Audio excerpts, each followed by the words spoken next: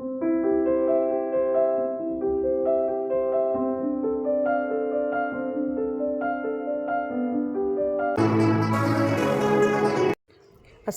আলাইকুম, back to my channel. আশা করি সবাই ভালো আছেন। আজ আরেকটি রেসিপি নিয়ে হাজির হলাম। 10 মিনিটের মধ্যে বার্গার তৈরি করব।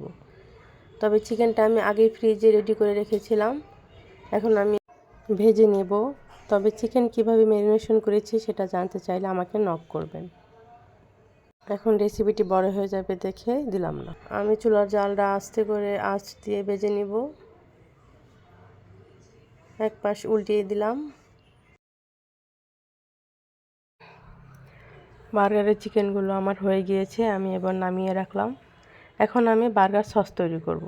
প্রথমে একটি বাটিতে আমি 2 টেবিল চামচ মেয়োনিজ দিব, 1 টেবিল চামচ গুঁড়ো দুধ, 1 চা চামচ চিনি, হাফ চা চামচ গোলমরিচ, সামান্য 1 চিমটি লবণ, 2 টেবিল চামচ টমেটো সস, 1 চা চামচের মতো সরিষার তেল।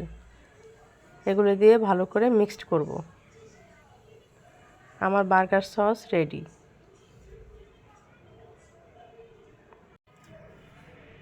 আমি বাজার থেকে রুটি নিয়ে এসেছি, এগুলো সব দোকানে কিনতে পাওয়া যায়। মাঝখান দিয়ে আমি কেটে নিয়েছি। এখন আমি টমেটো, শসা, পেঁয়াজ, লেটুস পাতা, স্লাইস করা চিজ নিয়ে নিলাম।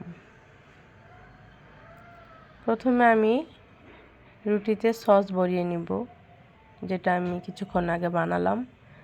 এখন লেটুস পাতা, একে একে করে টমেটো, শসা, পেঁয়াজ এবং বার্গারের চিকেনটাকে দিয়ে দিব। সবার শেষে আমি স্লাইস করা চিজ দিব।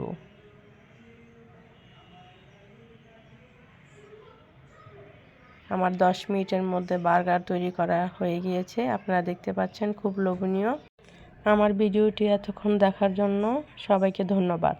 ভিডিওটি যদি ভালো লাগে তাহলে লাইক, কমেন্টস করে পাশে থাকবেন। খোদা হাফেজ।